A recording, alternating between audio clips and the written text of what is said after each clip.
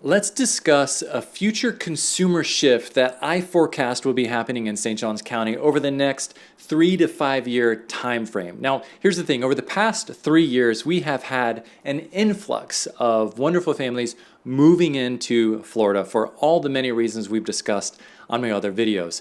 Well, so many of those families have found themselves to be really excited about master plan communities with the resort style amenities which is really created to attract young families, okay? So I want to kind of put my chips on the table to give you an idea of what I see happening in the future and maybe how you would want to be a part of that. So if this is the first time meeting me, my name is Josh Rogers. I lead the F3 home team, which stands for faith, family, and freedom. That's our core values.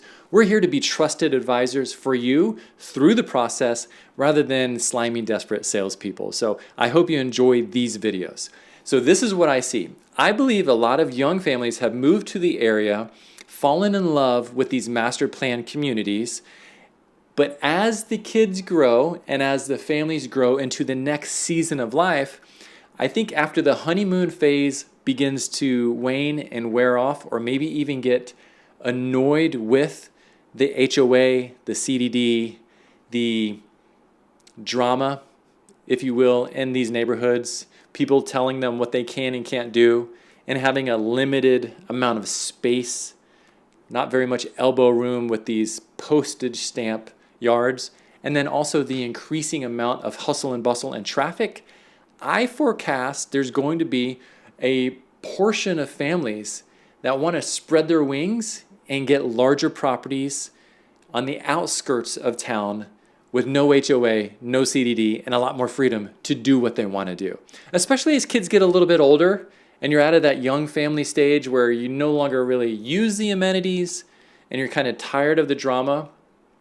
I forecast surrounding areas would be Green Cove Springs, Middleburg, Hastings, Palatka, South St. Augustine, and then also as you go on the north side, all on the outskirts. And what you'll find is beautiful land, beautiful property.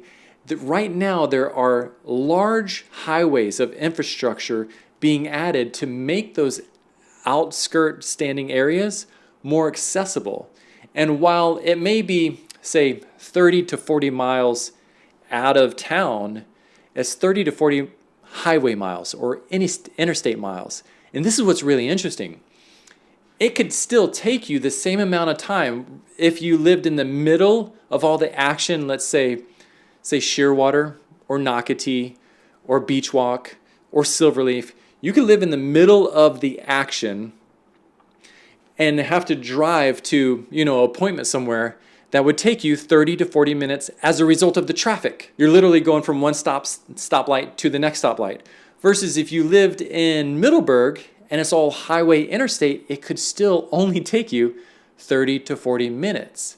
So same commute time, just a different mileage. And once you get on the outskirt of town, far more affordable prices, way more value when it comes to the amount of land. I mean, you can get 5 acres, 5+ acres, nice acres with a pond and a reasonable house for $300,000 to $500,000 right now. And so I do see and forecast a percentage of these homeowners after the honeymoon phase wears off, moving into the outskirts, which essentially will then be driving up the prices. So let me know your thoughts. Do you think it's possible? Do you think it's realistic? Do you think it's likely or unlikely? Why or why not? Let's continue the conversation. Drop your comments below. Any questions that you have, my real estate team and I are here for you. We're here to be your trusted advisor through the process, not desperate, slimy salespeople. So we're real people that really care. Appreciate you watching these videos, and I'll see you on the next one.